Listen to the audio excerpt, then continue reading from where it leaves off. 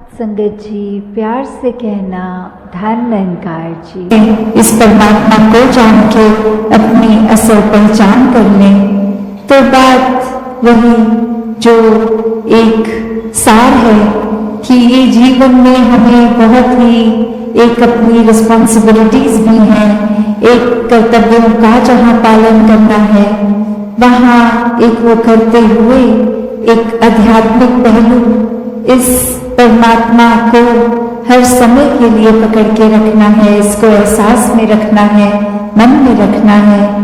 तो एक जीवन में जहाँ कितने ही एक रूप हैं, ये रंग हैं, ये माया की जो बात आती है, ये उलझा देने वाली कि सब कुछ सरल है भी तो भी वो कॉम्प्लिकेशंस कि कैसे ये कभी कभी चाहे वो दिमाग का अपना ही उपज हो या फिर एक कोई सामाजिक रूप में कुछ चीजें जो जिस तरह नहीं होनी चाहिए उसको वो वैसा रूप दे दिया जाता है। तो कैसे हर समय जब विचरण भी इसी समाज में करना है, एक अपनी बुद्धि के साथ ही इस शरीर में ही जीना है, तो भी कैसे ये चीजों को हावी नहीं होने देना खुद पे। तो ये भरम बुलेखे, ये भ्रांतियां, ये सुपरस्टिशन, ये तो एक जहां संसार में है, खुद पे उनका रंग कैसे नहीं आने देना। एक इंसान हमेशा जहां ये तो सोचता है कि जीवन को एक अच्छा जीवन जीना है, एक हर समय अच्छाई सुकून महसूस करना है, पर वो कर्म, वो सोच फिर ऐसी है जो बेचैन कर देती है, बस चैन में नहीं रहने देती। एक एक्शंस, एक कर्म ऐसी रास्ते पे चलने लग जाते हैं जो फिर रास्ता एक नीची ही दशा लेके जाएगा, पतन का ही कारण बनेगा। एक मन में जहाँ इंसानियत के भाव होने चाहिए वहाँ कब वो हैवानी रूप इंसान का ये हावी होकर एक जीवन को कहीं विपरीत ही दिशा ले जाता है। जबकि इस परमात्मा ने ज्ञान बख्श के ये चेतनता भी दी है कि हर समय एक सेल्फ करेक्शन मोड पे खुद को डाला जा सकता है। हर समय जैसे ही ये डगमगाया भी अगर है तो कैसे खुद को वापस स्थिर से जोड़कर स्थिर किया जा सकता है। पर ये इंसान तो हर समय फिर वही बात कि एक चाहत तो है कि जीवन में उजाला आएगा, पर फिर वो उजाले को पता भी है प्राप्त करने का एक भक्तों ने रास्ता दिखाया, पर ये अंधकार में ही एक विचरण करने का एक मजा आने लग गया। एक जब पता भी है अक्सर हमें कुछ भी जीवन में कर रहे होते हैं और वो बात ऐसे लगती है कि हाँ ये ख्याल आया तो था पर उस पर कुछ एक्ट नहीं किया, उसको ज्यादा गहराई तक सोचा नहीं, जैसा चल रहा था सब कुछ चलने दिया। तो बात वही वो जो हम कॉन्शियस की बात करते हैं, एक चेतनता की बात करते हैं कि अगर ये कोई बदलाव के लिए एक जीवन में सोच आई भी तो उसको अनदेखा कर दिया, उस पर तवज्जो ही नहीं दिया, एक आई गई बात हो जाती है। तो ऐसे ही इंसान इस संसार में आए तो हैं एक रूप ये कि ये पता है सब माया है, सब क्षणभंगुर है, कुछ भी हमेशा नहीं रुकना, फिर भी हर एक चीज पे मन इस तरह टिका लेता है कि फिर वो ना होने का दुख एक अंदर से मन को खलता है कि ये सब कुछ हासिल होना चाहिए था और वो नहीं हासिल हो पा रहा। तो फिर उसके ही गम में वे रहकर तो एक कहानी भी इसी प्रकार की कि कहाँ एक इंसान उठता है सुबह और जाके जिस जिस व्यक्ति को अपने घर के बाहर देखता है सबको जा जाकर बोलता है कि मैंने तो सब राजपाट छोड़ दिया है, एक मैंने सब चीजों को, सुख सुविधाओं को अबैंडन कर दिया है, ये एक मैं इतना बड़ा राजा और फिर कुछ भी अब मैं उस तरह वो नहीं अपने पास एक लग्जरियस लाइफ रख रहा हूँ। और वही व्यक्ति के जो ये सुनने वाले, उनकी जहाँ वो हंसी भी निकलती है कि आप तो यहीं रहते हैं, आप तो कोई महल में नहीं रहते, आप तो कहीं के भी राजा नहीं हैं। तो ये त्याग की बात आई कहाँ से? क्योंकि कोई राजपाट तो था ही नहीं, वो त्यागा फिर कैसे? और फिर वो व्यक्ति बोलता है कि ये सब कुछ था सपने में मेरे पास, और उठ के अब मुझे एक लगा कि मुझे वो चाहिए नहीं, मैंने छोड़ दिया। तो सोचने वाले जो सोच रहे हैं वही बात हमारे जीवन पे भी लागू है कि ये रोज उठकर हम भी वही सोचते हैं कि एक हमने कुछ छोड़ दिया है, ये जो अंधकार का जीवन है ये हमने छोड़ दिया है और हम एक रोशनीमय जीवन में, एक उजाले में अब मुख रख रहे हैं। पर वही बात कि कैसे भरम वो लेखे कि ये सपना जहां भरम था, सच्चाई थी भी नहीं, कोई राजपाट था ही नहीं, तो उसका त्याग करना भी कोई। संसार में आज जो हर एक का एक ये नोटिस में हर कोई कर रहा है कि कैसे एक अपने जीवन को अगर इस परमपिता परमात्मा, इस निराकार, इस सत्य के साथ अगर ना जोड़ा जाए, इसको अगर आधार ना बनाया जाए, तो एक कुछ समय तो कोई चीज़ अगर एक खुशी दे रही है, मज़ा दे रही है, और कुछ पल बाद ही वो फीकी सी एक उसके साथ महसूसियत होने लगती है। और कैसे फिर मन ये डगमगाने लगता है, सोच विचार हावी हो जाते हैं, फिर मन में वो चैन और सुकून का भाव कहीं ना कहीं खो जाता है। तो ये निराकार पे जब भी अपने मन को केंद्रित जो भी करता है, तो वो भाव मन के कि ये आनंद की अवस्था से मन विभोर, तो कैसे एक अपने जीवन में हमें हमेशा इस निराकार के ही एक सोच, इसी के ऊपर आधारित, मन के भाव इसी पे आधारित, और दिल से फिर ये जो प्यार पूरे संसार के लिए एक संत जनों की शिक्षाओं पे आधारित जीवन बनाकर जिया जाए। वरना तो संसार में आज हम देखते हैं तो लोग कोई भी चीज़ से बहुत आसानी से भ्रमित कर देते हैं, एक बात बोलकर कि वो जिसको हम रूमर्स का नाम देते हैं कि किसी ने कुछ कह दिया वो सच है नहीं है। कैसे आजकल हम सोशल मीडिया पे या वर्ड ऑफ माउथ से देखते हैं कि वो बात ठीक है नहीं है, बस आगे से आगे वो बात पहुंचा दी, हर किसी को कुछ भी बोल दिया, और ये भी खुद अपने एंड से चेक नहीं किया कि वो ठीक भी है कि नहीं है। दासी ने एक उदाहरण कुछ समय पहले आपके चरणों में रखा था, और वही कहानी फिर से कि कैसे एक कॉलेज में एक दूसरे देश का किसी व्यक्ति ने परफॉर्म करना, और वहीं वो भाषा जो वो व्यक्ति इस्तेमाल करते थे, बाकी अन्य वो स्टूडेंट्स उस भाषा को समझते ही नहीं थे। तो उन्हीं में से एक स्टूडेंट को मस्ती एक दिमाग में आई, और वो माइक से पहले उन वक्ता के खुद आ गए और बोलने लगे कि इनकी एक खासियत है, ये बहुत ही एक कॉमिक, एक बहुत ही मजाकिया एक हमारे आगे प्रस्तुति रखेंगे, पर खास बात यही कि इनके चेहरे के ऊपर एक्सप्रेशन, ये मुंह के आव भाव चेहरे के बहुत ही सीरियस गंभीर दिखेंगे।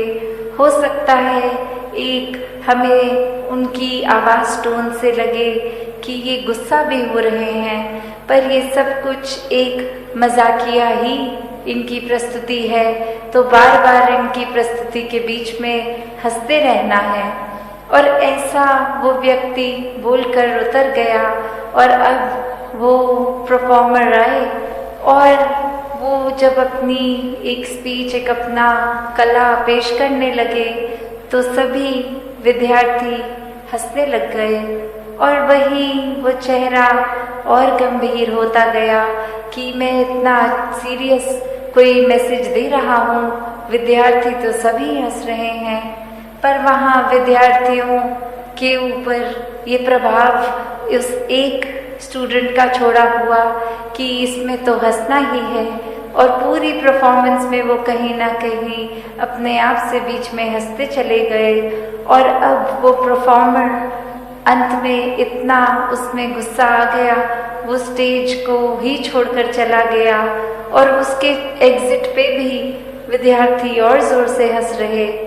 तो वो भाव क्या कि एक व्यक्ति ने कैसे एक हर एक को, जो बात तो कुछ ऐसी थी नहीं, वो परफॉर्मर भी कोई मजाकिया अदाकारी नहीं, कोई एक बहुत ही गंभीर मैसेज, सोशल मैसेज देने आया और किसी ने भी वो, क्योंकि एक कान में बात किसी एक व्यक्ति द्वारा गई कि ये ऐसा नहीं ऐसा है, तो हमने अपने दिमाग की वो परसेप्शन वैसे बना के उसी के ऊपर अपने मन के भावों को मोड़ लिया कि उस एक व्यक्ति ने जैसा कहा है तो ठीक ही कहा होगा।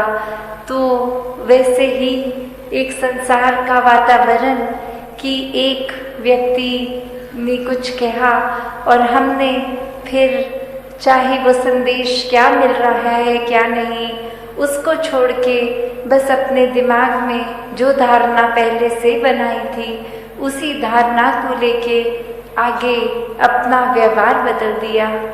तो इस पूरे स्टोरी में जो भाव है कि दुनिया में तो एक भ्रमित करने वाले बहुत ही मिलेंगे, हर किसी ने अपनी मान्यताओं के, अपने एक्सपीरियंस और कुछ एक स्वभाव भी कभी कभी अड़चने डालने वाला किसी का, तो उसने अपने मुताबिक अपना फायदा देखते हुए ही एक ऐसा कह देना है कुछ, तो वो एक भ्रमित करने वाले तो हैं, पर वो गलती किसकी आती है जो वो भ्रम में पड़ जाए। जब हम ब्रह्मपुरुष होकर, एक ब्रह्मज्ञानी होकर, तो भी अगर हम भटक जाते हैं किसी के कुछ कहने पे, तो फिर ये चेतनता कहाँ है।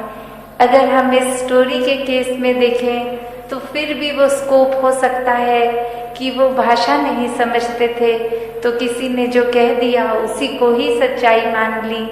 यहाँ तो हम वैसे सब बुद्धिजीवी, ये चेतनता रखने वाले, फिर भी एक अपनी बुद्धि को परे रखकर अक्सर अफवाहों में पड़ जाते हैं। एक आगे से आगे वो कुछ ना कुछ मैसेज दे देते हैं। तो कैसे हमें हर समय ये अलर्टनेस, ये चेतनता, क्योंकि ब्रह्मज्ञानी है तो एक ब्रह्मज्ञानी होने का एक ड्यूटी, ये रिस्पॉन्सिबिलिटी भी है कि हर समय की चेतनता होनी है। ये ब्रह्मज्ञानी होने का मतलब ये नहीं कि हम इस जहाँ निराकार के आश्रय, इसके रंग में रंगे हर समय एक आराम से इसी के रंग में आराम से तैरते हुए हैं, गोइंग विद द फ्लो वाली भाव। तो फिर भी ये चेतनता तो एक कैरेक्टरिस्टिक है ब्रह्मज्ञानी का। ये कहीं भी नहीं है कि अगर आप एक भोले संत हैं, ब्रह्मज्ञानी हैं, तो आप चेतनता का प्रयोग नहीं करेंगे। नहीं, संत स्वभाव ही चेतनता का उसमें योगदान होता है कि संत कभी भी ऐसा कोई कार्य नहीं करते जो इस निराकार के एहसास या कोई एक अच्छी शिक्षाओं से विपरीत होता है।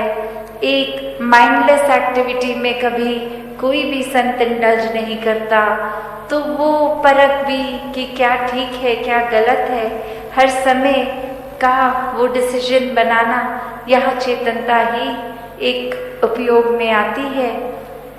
तो अक्सर कोई ना कोई ये बात को भी उस तरह बोल देता है कि ये तो सब निराकार ही कर रहा है, तो खुद उसमें अपने एक वेस्टेड इंटरेस्ट, एक अपने फायदे की चीज़ छुपाकर, एक उस तरह जैसे मुहावरा यूज़ होता है कि किसी के कंधे पे बंदूक लगा दी तो बात वही फ़ायदा हमारा, और बात को उस तरह मोड़ दिया कि हमारा इसमें कोई फ़ायदा नहीं, ये तो बस निराकार करता जा रहा है। तो हमेशा ये एक चेतनता का प्रयोग संतों ने हमेशा से जहाँ किया भी है और उनके जीवन से भी झलकता है, जहाँ ये आनंद लेना है, इस निराकार की मस्ती में चूर रहना है, वहाँ हर समय एक अलर्टनेस की भी बात है कि कहीं कोई ऐसी चीज़ तो नहीं हो रही जो हमसे हमारे नुकसान और किसी और के नुकसान के लिए हो रही है, या फिर अक्सर कोई ऐसी बात कि अगर हमारा भी कोई फ़ायदा उठा रहा है तो उसमें भी चेतनता का ही प्रयोग होता है। तो एक वही बात कि अपनी बुद्धि को उस तरह एक ये ज्ञान प्राप्त करके, ब्रह्म ज्ञान लेकर इस निराकार परमात्मा से हर समय के लिए अपना मिलाप कर ले, तो कैसे सिर्फ महाराष्ट्र ही नहीं, एक पूरे संसार में अगर हम देखें तो कितना वो फर्क आ जाता है, वो कितना देखने में कि रूप आकार या फिर एक जोग्राफिकली कोई डाइवर्सिटी है, या कोई बोलने की तरह कोई भाषा, कोई आकार शक्ल, तो कैसे इतने अलग अलग जहाँ देखने में ही है हर कोई, तो स्वभाव की बात आए तो अनगिनत स्वभाव होंगे हर एक के, कैसे अलग अलग स्वभावों वालों को भी अपनाया जा सकता है, क्योंकि अक्सर इंसान ऐसे ही कंफर्टेबल हो पाता है किसी के साथ कि अगर कुछ हमारा उससे मेल खा ले, कोई वो बात हो जो हम में और उस इंसान में कॉमन है, कि या हमारा कोई वो प्रोफेशन सेम हो, या किसी तरह की कुछ चीज़ें एक जैसी पसंद हो, या रहन सहन का तरीका, या कोई पढ़ाई उपलब्धि इत्यादि, कितने भी अगर हम देखें कुछ एक कॉमन फैक्टर इंसान ढूंढता ही है कि कैसे किसी के अगर नज़दीक फील करना है तो वो एक कॉमन फैक्टर ढूंढा जाए। तो बात वही कि संत समझाते हैं, और अनेकों किसी भी धर्म ग्रंथों को हम खोल कर देख लें तो संदेश यही है कि वो कॉमन फैक्टर ये परमात्मा ही है, ये निराकार है जो हर कण में है, ये एक बराबर हर जगह है, हर एक के अंदर भी है बाहर भी है, ये नष्ट नहीं होता। तो कैसे ये परमात्मा का जहाँ गुणगान हर किसी ने अपने तरीकों से किया, वो पिछले 3 दिनों में भी हमने देखा, वो कविता मात्र रही, एक भजन मात्र रहा, स्पीचेस रही, और अगर वो भी देखा जाए कि कोई वो भाषाओं का भी बैरियर नहीं था, उम्र का भी बैरियर नहीं था, बच्चे बुजुर्ग नौजवान हर किसी ने अपने तरीके से ये संदेश दिया कि इंसान अपने जीवन को संवार लो, इसको जीते जी हर कीमत पर, हर मोमेंट पर इस निराकार से ही जुड़ो, अपने मन को एक ठंडक हर समय की दो, ये सुकून दो, आनंद दो, शांति दो। तो जितना ज़्यादा अगर हम और गहराई में जाते रहें, किसी भी संत का जीवन खोल के देख लें, चाहे इतिहास में हो या हमारे सामने आज की डेट में साक्षात, तो हर कोई यही समझा रहा है कि ये परमात्मा को हम किसी भी एक कोई कीमत चुका के नहीं, एक मुफ्त में ही परमात्मा मिल रहा है। उस संतों ने भी जैसे महाराष्ट्र में यहाँ एक बात इस तरह लिखी कि देव गया रुका ना लागे रुका मोल याही, कि कैसे एक ये देव गया फुका की बात की, ये मुफ्त में ये परमात्मा मिला है, और ये परमात्मा को हासिल करने के लिए एक तरफ तो अगर ऐसा भी कहा गया है कि कोई मोल नहीं लगा। और दूसरी तरफ हम अगर देखें तो ये भी कहा जाता है कि इस परमात्मा को तो हम अगर अपना शीश कटवा कर भी पालें तो भी ये सौदा एक सस्ता सौदा रहेगा। तो कैसे ये कीमती निराकार है, ये परमात्मा है, जहाँ एक तरफ ये सौदा मुफ्त कहा जा रहा है, उस तरफ दूसरी तरफ ये इतना कीमती। तो वो बात सुनने में दो अलग अलग बातें हैं, पर अगर गहराई में उतरे तो फिर ये सौदा सर कटवा के सस्ता भी इसलिए कह रहे हैं जीवन को, क्योंकि इसमें जो सर कटने की बात है वो अहंकार रूपी सर है, वो ईगोइस्टिक हेड हमारा, जो हर समय अपने आप को प्रथम मान रहा है। और कैसे फिर ये संसार में ये हर कोई जान लेता है कि जहाँ एक अपनी मैं को सिर्फ खोकर इतना बड़ा परमात्मा, ये असीमित परमात्मा मिल सकता है, और सिर्फ हमें वो प्राप्त करने से अहंकार ही रोकता है कि हमें जब सब कुछ लगता है कि हम पहले ही इतने जानकार हैं, हमें स्पिरिचुअलिटी का सब पता है, हमें एक अपने जीवन को कैसे जीना है ये आता है, हमसे ज़्यादा एक भक्ति किसी ने नहीं करी, या हमसे ज़्यादा ब्रह्म ज्ञान की अवस्था को किसी ने नहीं एक प्राप्त किया। हम बहुत अपने स्पेयर में विज्ञानी रहे हैं या कुछ भी तरह का एक नॉलेज हमारा बेस अच्छा है। तो ऐसे अगर सोच विचार करके अपने आप को ही श्रेष्ठ मान लिया, प्रथम मान लिया, तो फिर तो ये स्पिरिचुअलिटी हमारे अंदर घर नहीं करेगी। एक परमात्मा जो पहले ही अंदर बसा है, ये इनसाइड आउट की जो जर्नी है कि अंदर हमारे मन में सुकून तभी होगा जब मन में परमात्मा है। तो कैसे एक इंसानों को अगर हर समय का सुकून चाहिए तो ये परमात्मा का मिलन अपने जीवन में एक मिक होना है, एकत्व लाना है। और कैसे फिर यही सौदा है जिसको एक कीमती भी बोला गया है, जिसको फ्री भी बोला गया है, कि बस अपने अहंकार, अपने एक सेल्फ इम्पोर्टेंस को छोड़ देंगे तो फिर एक समर्पित भाव आएगा। इस परमात्मा के एहसास में दिल पिघल के इसको सिर्फ प्यार करेगा। ऐसा ही सौदा अगर ये हर एक के जीवन में आता है तो वाकई ही हर किसी का जीवन महक उठता है। ये संसार की भी अवस्था अगर हम देखते हैं कि एक बार बार फोकस आता है कि जीना किस तरह है, वो तरीका जीने का क्या है, किस तरह एक अंदर से अपना स्वभाव बनाना है, एक जीवन में मिठास लानी है, प्रीत, नम्रता, एक ऐसे अन्य और अच्छे गुणों को अपनाकर हर समय वो गुणों में उनका प्रदर्शन हो, स्वभाव में, एक्शंस में, कर्म में। तो ऐसा अगर इंसान बनता है तो वो एक पूर्ण इंसान है, एक वो सच्चा मानव है। और कैसे एक कहानी जो दासी ने पढ़ी कि किस तरह एक व्यक्ति कहीं जा रहा, किसी को नजर आया और वो देख रहा है इंसान की दिन का समय है, लाइट पूरी है, फिर भी उस इंसान ने एक फ्लैशलाइट टॉर्च अपने हाथ में जगा कर रखी है। और अब वो इतनी सोच में कि ये इंसान तो कभी पहले देखा नहीं, शायद हमारे गांव में नया आया है, पर फिर भी वो रोशनी के समय जब सब कुछ साफ दिख रहा है तो भी एक टॉर्च का क्यों प्रयोग कर रहा है। सूर्य की रोशनी इतनी है, इसकी लाइट क्या ही दिखाएगी, पर वो उससे कुछ नहीं बोलता। आगे चलते चलते वो इंसान जब उस जगह रहता है तो रोज वो उसी तरह निकल पड़ता है दिन की रोशनी में, अपनी टॉर्च लिए टॉर्च जगाए।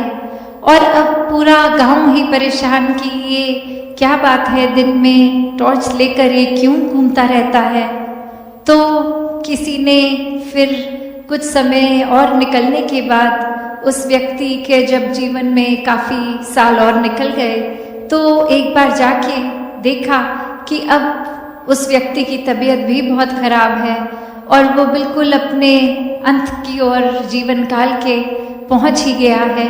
तो तब जाके उससे पूछा कि आप अब इस बिस्तर तक ही सीमित रह गए हैं, कहीं अपने आप चल भी नहीं सकते, फिर भी आपने ये टॉर्च अभी तक जलाई है जो हर दिन आप लेकर सूर्य की रोशनी के बावजूद भी ऑन रखते थे, तो इसके पीछे कारण क्या था? तो वो इंसान आगे से कहता है कि इतने साल मैंने बिता दिए इंसान ढूंढने में। पहले तो लगा कि एक सूर्य की रोशनी है तो मुझे शायद इंसान मिल जाएंगे, एक लगा कि ऐसा समय बीत रहा है मुझे कोई अनपढ़ मिले, कोई पढ़े लिखे मिले, कोई अलग किसी प्रांत के ऊपर आधारित मिले, कोई अपना एक अस्तित्व किसी एक तरह से अपनी महत्वता बताते हुए लोग मिले। बहुत ढूंढा पर कोई इंसान नहीं मिला कि कैसे ये इंसान मैंने जब देखा नहीं मिल रहे तो फिर एक टॉर्च का उपयोग भी कर लिया कि शायद सूरज की रोशनी में नहीं मिल रहे, अब ढूंढता हूँ जिससे बात करूँगा और उसको उसके अंदर का इंसान ढूंढूंगा तो शायद कुछ मिल जाए। तो बात वही जो वो कहना चाह रहा था कि हम कैसे हर समय अगर ऐसा करके एक इंसानियत को खोते हैं। तो वो बात समझाते समझाते आगे वो फिर से उस व्यक्ति से बात करते हुए कहता कि अब क्या आपको इंसान मिल गए? इतने साल सूर्य की रोशनी में भी जो नहीं मिले थे, अब क्या टॉर्च की लाइट से ढूंढने से मिल गए? तो वो आगे कहता कि इंसान तो कोई नहीं मिला, पर शुक्र है किसी ने मेरी टॉर्च नहीं चुराई, क्योंकि काफ़ी हर समय ऐसे भी लोग दिखे जिनकी नज़र होती थी कि मेरा ध्यान भंग हो, कहीं मैं इधर उधर ये रख दूं और वो चुरा कर ले जाए। तो इंसान की अवस्था इस कहानी के माध्यम से ये दृष्टि, इस दृष्टिकोण से कि कैसे एक इंसान का स्वभाव क्या बनता जा रहा है, जो इतना दैवीय इंसान, परमात्मा की अंश इंसान, एक बहुत ही इनोसेंस रखने वाली आत्मा इस शरीर के अंदर, और कैसे वो शरीर फिर दुनियावी माया में रहकर एक इतना अपने आइडिया से करप्टेड होके, एक अपनी सोच को इतनी दूषित करके ये आत्मा भी अब इतनी कंफ्यूज की जिस शरीर में है, जो एक दुनियावी माया दिख रही है, ये अस्तित्व कहीं इसी में ही खो गया, अपनी असली पहचान खो गई। तो कैसे अपनी असली पहचान को वापस एक असली रूप अपना देखा जाए?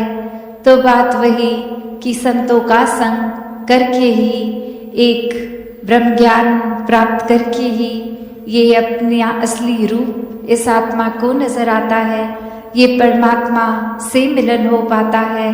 और कैसे फिर जीते जी हर कोई जहाँ भक्ति का रंग लेते हुए अपने जीवन में फिर अपने जीवन को बहुत खूबसूरती से सब रिश्ते, सब जिम्मेवारियां निभाते हुए जी लेता है।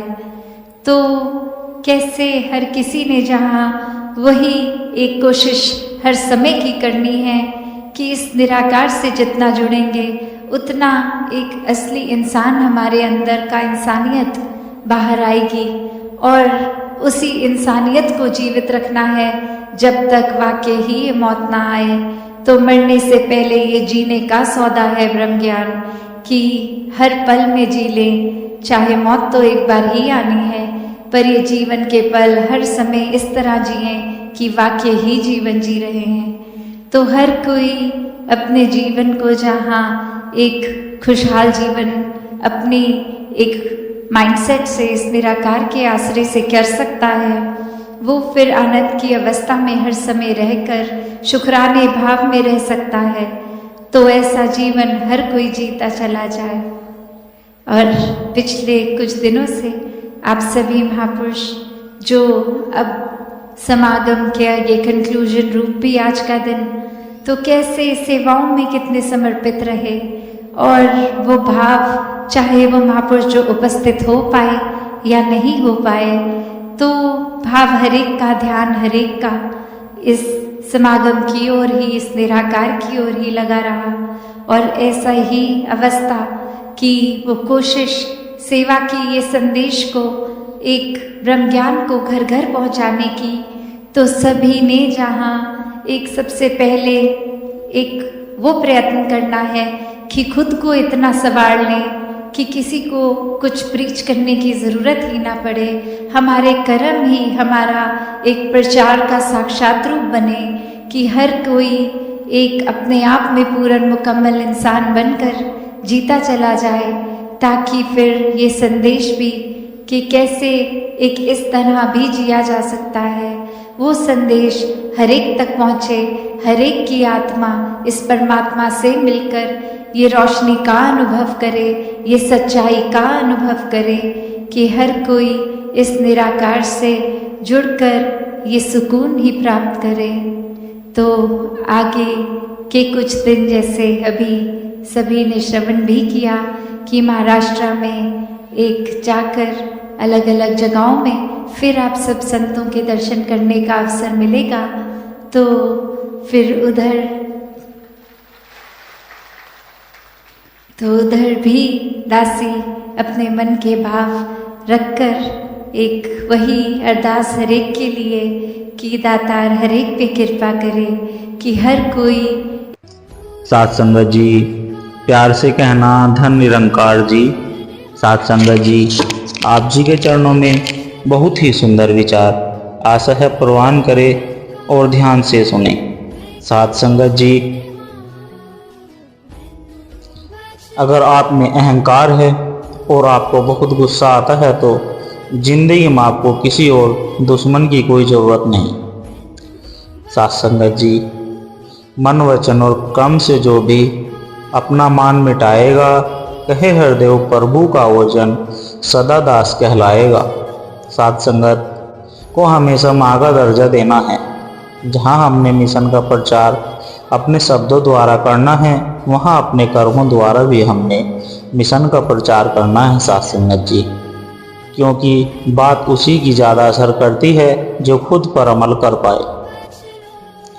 साथ संगत जी, मेरे पास उपार्जित धन से ज़्यादा बनाए हुए रिश्ते, संपर्क और स्नेह की अमूल्य पूंजी है। मैंने अधिक धन की तुलना में अच्छे रिश्ते और अच्छे संबंध कमाए हैं। धन खर्च हो जाता है, लेकिन संबंध और रिश्ते कभी खत्म नहीं होते। वे हरदम मेरे साथ थे और साथ ही रहेंगे। साथ संगत जी,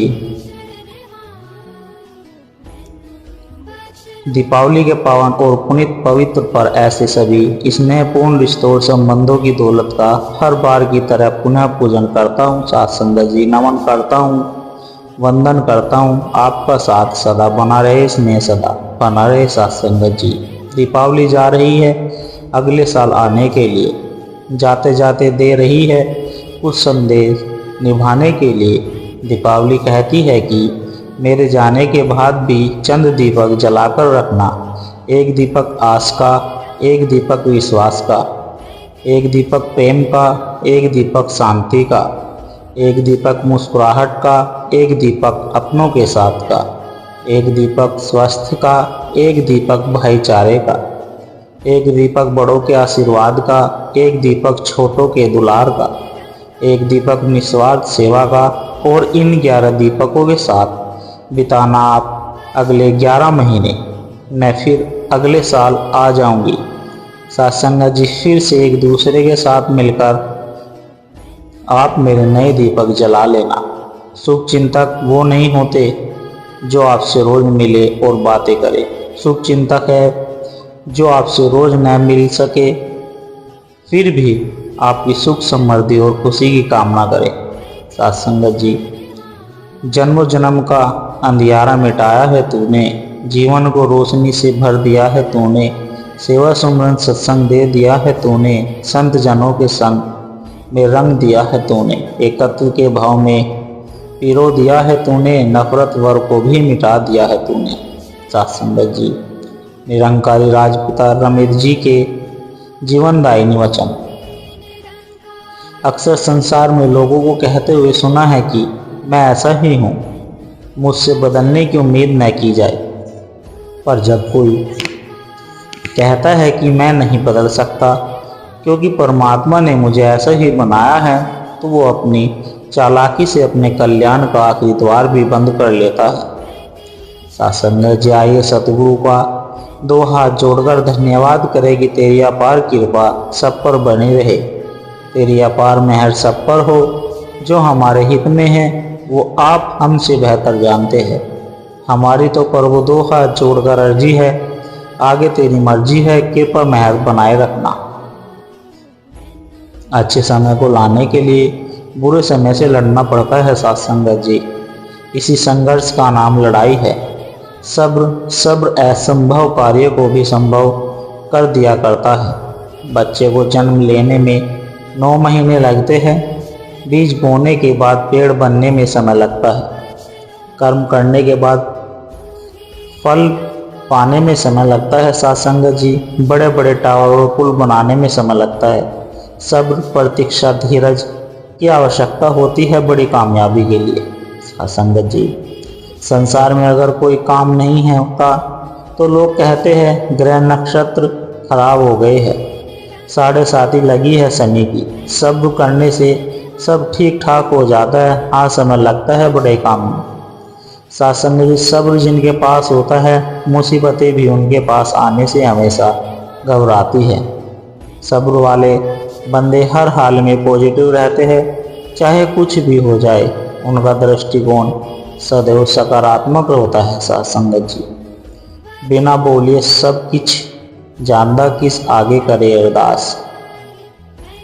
हमें कभी भी मालिक से कुछ नहीं मांगना चाहिए, वो खुद ही हमारे सारे कार्य संवारेगा। अगर मालिक दे सकता है तो मालिक जान भी सकता है कि हमें क्या चाहिए सत्संगत जी।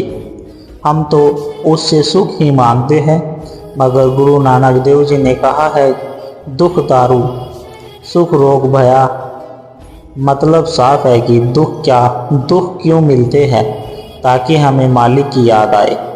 जो कि कबीर साहिब ने भी फरमाया है, दुख में सुमरन सब करे, सुख में करे न कोई। जो सुख में सुमरन करे तो दुख काहे कोवे। हम लोग मालिक को सिर्फ दुख में याद करते हैं, पर अगर हम मालिक को हमेशा याद करते तो कभी दुख आएगा ही नहीं। इसलिए सदा ही मालिक की याद में रहे और सिमरन करते रहे। सतगुरु जी चरणों में हाथ जोड़कर सत्संगत जी। खास किसी मतलब के कारण भक्ति पथ पर पांव धरे भक्त है। तीजा जिज्ञासु जो ईश्वर से अनजान है, वो तो करना चाहता मालिक खालिक की पहचान है। चौथा ज्ञानी भक्त हरि को जान के भक्ति करता है। हर पल हर क्षण गुरु वचनों को मान के भक्ति करता है। श्रेष्ठ ज्ञानी भक्त जगत में मुक्ति का पद पाता है। कहे हर देव सदा ईश्वर को भाता और सुहाता है। सत्संग जी, आप घर पर नाम जपते हुए सिमरन करते हुए नहाते हो तो वो पानी भी गंगा जल बन जाता है। और यदि गंगा में भी जाके नहाते हो पर नाम ना ही जप रहे हो, वो केवल तन की मैल उतार रहे हो, कर्मों की मैल नहीं उतार। सत्संग जी, जब कुछ भी नहीं था, ये संसार नहीं था, ये कायनात कुदरत नहीं थी, तब सिर्फ परमात्मा ही था। परमात्मा का अंश आत्मा कुदरत माया के अधीन हो गई और आत्मा का यही गुलाम अधीन रूप मन है। सत्संगत जी, मन की गुलामी से आत्मा को आज़ादी मुक्ति तभी मिलती है जब आत्मा निरंकार ब्रह्मा का बोध हासिल कर लेती है, उन्हें परमात्मा मिलकर परमात्मा हो जाती है। सत्संगत जी, जहाँ से आई थी वहीं चली जाती है। संत कबीरदास जी ने कहा, माया मरी न मन मरा, मर मर गए शरीर, आशा तृष्णा न मरी, कह गए दास कबीर। सत्संगत जी, कबीरदास जी का तात्पर्य भाव यही है कि मन को भजन कीर्तन सत्संग सेवा सुमरन में लगाए रखना चाहिए। हमेशा मन को निरंतर निरंकार में बीजी व्यस्त रखना चाहिए। सोते समय जो हम सपना देखने लगते हैं, ये भी मन की कारस्तानी है। सत्संग जी, मन चैन से नहीं बैठता जब तक इसे सुमरन में नहीं लगाते। सुमरन में लगातार अभ्यास से मन काबू कंट्रोल में आता है। मन को सिर्फ निरंकार का ज्ञान वश में करता है, वरना मन को काबू कंट्रोल करना असंभव होता है। मन एक खाली रील, खाली कैसेट की तरह है, जो देखता है, सुनता है, रिकॉर्ड कर लेता है और फिर वही रील फिल्म की तरह मन में चलती रहती है। साथ संगत जी, मन कल्पना भी करता है और मन गढ़त कहानियाँ भी बना लेता है और उसकी भी फिल्म मन में चलती रहती है। मन भ्रम को, मिथ्या माया को पाले रहता है और मन में इसकी भी कहानी, फिल्म चलती रहती है। साथ संगत जी, मन का मतलब मानना, मनन चिंतन, मन का तार्किक रूप बुद्धि है, मन का योगी रूप ध्यान है, चित्त है। सारा खेल चक्कर मन का होता है। साथ संगत जी, सतगुरु को ब्रह्म ज्ञान देकर समझाते हैं कि मन तू निरंकार है। जब मन सत्य हरि परमात्मा को समझ लेता है, निरंकार की जानकारी मिल जाती है, इसे तो ये अमन हो जाता है। मन का बदलना अमन है। अमन मतलब परमात्मा निरंकार। साथ संगत जी, जिस वक्त झूठी सोच विचार की जगह सत्य सनातन परमात्मा की सोच विचार होने लगे, हरि का चिंतन मनन, सेवा सत्संग सिमरन भजन कीर्तन होने लगे, तो मन को मुक्ति मिल जाती है। साथ संगत जी, मन की मुक्ति, आत्मा की मुक्ति, क्योंकि मन आत्मा को भटका रहा है। साथ संगत जी, मन के हारे हार है, मन के जीते जीत, कहे कबीर हरि पाइए मन ही के प्रतीक। अर्थात साथ संगत जी, मन के हारने पर आप हारते हैं और मन के विजय होने पर आप जीत जाते हैं। कबीर के अनुसार यदि मन में पूर्ण विश्वास हो तो आप प्रभु को सुगमता से पा सकते हैं। मन के मारे बन गए बन तजी बस्ती, माही कह कबीर क्या कीजिए, यह मन ठहरे नहीं। अर्थात मन को नियंत्रित करके वन में गए और पुनः वन छोड़कर बस्ती में लौट गए। कबीर कहते हैं कि क्या करूं, यह मन कहीं स्थिर नहीं रहता। मन के मते न चालिए, मन के मते अनेक, जो मन पर असवार है वो साधु कोई एक। अर्थात साथ संगत जी, मन के कहने पर मत चले। मन के अनेक विचार रहते हैं, जो मन सर्वदा एक स्थिर रहता है वह दुर्लभ मन कोई एक होता है। श्री अष्टवक्र गीता श्लोक 19 अध्याय 15। साथ संगत जी, हे चैतन्य रूप, भांति भांति के संकल्पों और विकल्पों से अपने चित्त को अशांत मत करो। शांत होकर अपने आनंद रूप में सुख से स्थिर हो जाओ। चाय में जितनी चीनी डालोगे उतनी ही मीठी होगी। मन को जितना हरि में भिगोगे उतना ही आनंद आएगा। गाड़ी चलते समय अगर ड्राइवर का ध्यान इधर उधर हुआ तो एक्सीडेंट हो जाएगा। भक्ति करते हुए अगर भगवान से फोकस ध्यान हटा तो भटकते रह जाओगे, दुखी हो जाओगे। साथ संगत जी, हमारा मन अशांत हो जाएगा, हम चिंता डिप्रेशन में चले जाएंगे। कौन क्या कर रहा है इस पर हमें ध्यान नहीं देना है। गुरुमत के मुताबिक खुद को सजाना संवारना है। साथ संगत जी, राम का उल्टा होता है मरा। जो संतों के चरणों में मरा उनको राम मिला। प्रभु से हमेशा शुक्राने और सभी की शक्ति मांगनी चाहिए। दातार हर हाल में हर पल आपका शुक्राना होता रहे। सब रोज भरोसा कभी कम न हो। आपकी रहमतों पर अटूट विश्वास कायम रहे सदा। साथ संगत जी, प्यार से कहना धन निरंकार जी।